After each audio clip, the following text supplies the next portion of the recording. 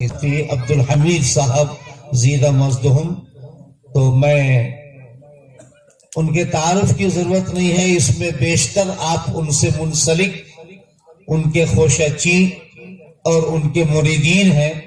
آپ ہم سے زیادہ ان کا مقام و مرتبہ جانتے ہیں کہ وہ کس شخصیت سے جڑے ہوئے ہیں اور آپ کن سے جڑے ہوئے ہیں۔ میں مفتی صاحب سے ادباً گزارش کروں گا کہ آپ آج کے اس پروگرام کے سلسلے میں مختصر سا استقبالیہ پیش فرمائیں۔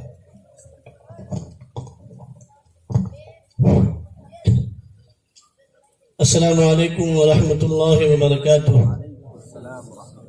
آپ حضرات گھبرائیں نہیں کہ اب یہ ہمیشہ کا جو انسان ہے وہ دو نہیں تو ڈھائی تو بجا ہی دے گا انشاءاللہ۔ اتنا وقت آپ کا نہیں لوں گا، ہمیں تو اپنے مشائخ کابری کو، مہمان خصوصی کو سننا ہے۔ اب حضرت مولانا شاکر صاحب کا حکم تھا، اس وجہ سے دو چار الفاظ میں اپنی معافی ضمیر کو اور اپنی بات کو سمیٹوں گا۔ کسی عارف شناس نے عجیب بات کہی ہے، انجام اس کے ہاتھ ہے آغاز کر کے دیکھ، انجام اس کے ہاتھ ہے آغاز کر کے دیکھ، بھیگے ہوئے پروں سے پرواز کر کے دیکھ۔ ہزاروں سال نرگس اپنی بے نوری پہ روتی ہے، ہزاروں سال نرگس اپنی بے نوری پہ روتی ہے، بڑی مشکل سے ہوتا ہے چمن میں دید اور پیدا۔ میرے شیخ اول قطب الاقطاب اسم بامسمہ حضرت اقدس حضرت قطب الدین ملا بلگامی خلیفہ مجاز شمس العلماء حضرت مولانا منظور نعمانی علیہ رحمہ و خلیفہ مجاز مجدد ملت محبوب العلماء والصلحاء قطب زمان، اور جتنا کہہ لے کم ہے، حضرت جی مولانا پیر ذوالفقار صاحب نقشبندی دامت برکاتہم، یہ میرے شیخ اول ہے، اور انہی کی نظر عنایت اور ان کی توجہات کی یہ برکات ہے، اور انہی کے دل کی یہ دھڑکن تمنا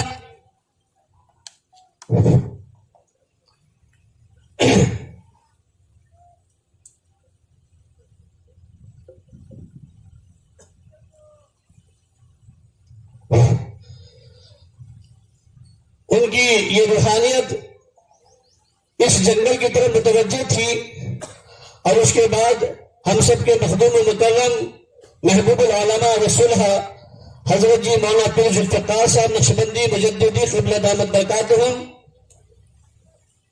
سے جب اس عاجز فقیر کی وابستگی ہوئی اور جب حضرت سے میرا تعلق ہوا، تو وہ سب کی سب برکات اور روحانیت یہ شیخ اول حضرت بیلگام علیہ رحمہ کا صدقہ ان کی دین تھی۔ ان کی وفات کے بعد 1 سال تک میں منتظر رہا اور ڈھونڈتا رہا، تلاشتا رہا، لیکن نظر جب بھی جاتی تھی استخارے کے ذریعے سے بھی اور ایسے بھی، تو بار بار حضرت جی پیر صاحب دامت برکاتہم کی طرف ہی دلی رجحان ہوتا تھا۔ اللہ کا فضل ہوا کہ حضرت بیلگام علیہ رحمہ کی روحانیت اور توجہات کام کرتی رہی، اور پھر بڑے مشکل سے حضرت جی دامت برکاتہم سے فون کے ذریعے سے رابطہ ہوا۔ انڈیا کے رات کے 2 بج رہے تھے، اس وقت میں حضرت پیر صاحب دامت برکاتہم سے حضرت کے بڑے فرزند حضرت مولانا شیخ زادے میرے بھائی حبیب اللہ صاحب نقشبندی دامت برکاتہم نے کہا، اگر آپ حضرت سے منسلک ہونا چاہتے ہیں تو ٹھیک ہے، آپ اپنے تمام تر کارگزاری حضرت کو لکھ دیجئے۔ میں نے فون پر ہی ٹیکسٹ میسج کیا، جبکہ حضرت دبئی میں تھے، پھر حضرت نے خط پڑھا، اور پڑھنے کے بعد حضرت کے صاحبزادے کو حضرت نے فرمایا کہ آپ ان سے کہہ دو کہ رات کے انڈیا کے 2 بجے اگر وہ قربانی دے سکتے ہیں تو دے دیں، انشاءاللہ میں ان فون پر بیعت کرا لوں گا۔ میں نے کہا زہ سعادت 2 ہی نہیں بلکہ 3 بھی بج جائے، 5 بھی بج جائے، میں منتظر رہوں گا، چونکہ مجھے سلسلے سے وابستہ ہونا ہے۔ اور 1 سال کے بعد میں حضرت سے فون کے ذریعے سے اس عاجز نے بیت کے کلمات پڑھے. پھر حضرت جی دامت برکاتہم نے فرمایا کہ آپ کو اگر موقع ہو اور سہولت ہو تو آپ حرم شریف تشریف لے آئیں, بالمشافہ انشاءاللہ وہاں بیعت کر لیں گے. اس بیعت کے گواہ ہمارے حضرت جی پیر صاحب دامت برکاتہم کے محبوب نظر بھائی سہیل صاحب, انجینئر بھائی سہیل صاحب, جہید ہوٹل کولہاپور, وہ خود موجود تھے ساتھ میں.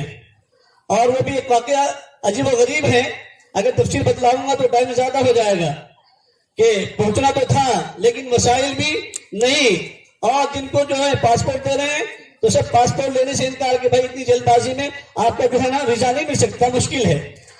لیکن میں کہتا ہوں کہ شاید یہ بھائی سہیل کی کرامت تھی, اور حضرت جی کی کرامت تو ہے ہی پیر صاحب دامت برکاتہم کی, اس میں کوئی شک نہیں ہے.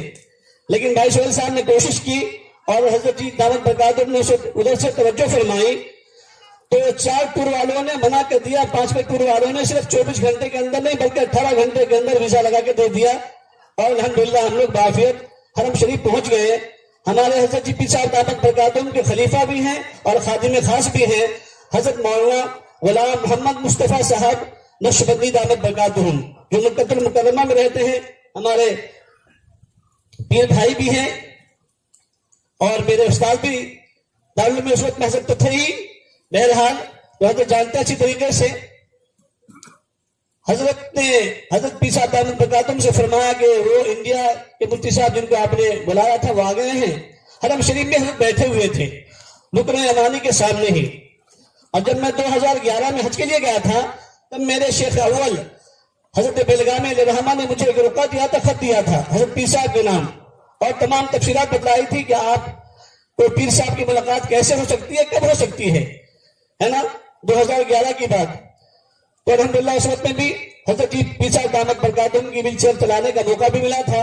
اس کے بعد میں یہ گواہ ہے کہ ان کے سامنے ہی حضرت جی دامت برکاتہم نے مکہ المکرمہ بیت اللہ شریف کے اندر رکن یمانی میں بیٹھے ہوئے تمام پہلے کارگزاری لی, اور اس کے بعد اللہ کے گھر کو گواہ بنا کر اور سیدنا صدیق اکبر رضی اللہ تعالی عنہ کا واسطہ دے کر, ان کے سلسلے کا واسطہ دے کر, اور حضرت نے وہیں پر جو ہے بالمشافہہ بیت کے کلمات پڑھا ہے.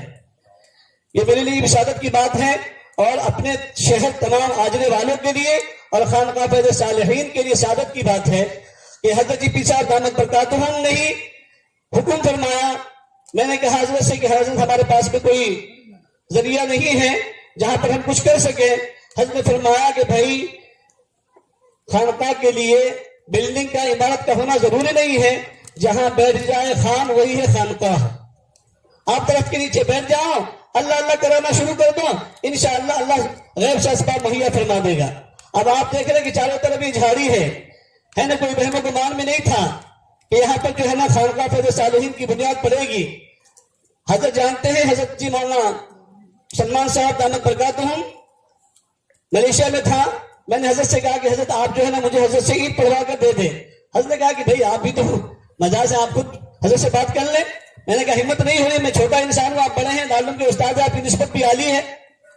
پھر حضرت نے بھی درخواست کی, اور حضرت مولانا غلام مصطفیٰ صاحب نے بھی درخواست کی حضرت جی سے. حضرت جی نے عید پڑھ کر دے دی ہے.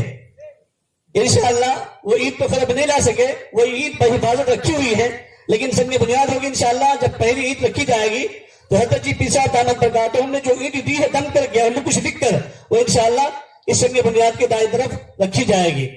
یہ بھی ہماری خانقاہ کے لیے سعادت کی بات ہے.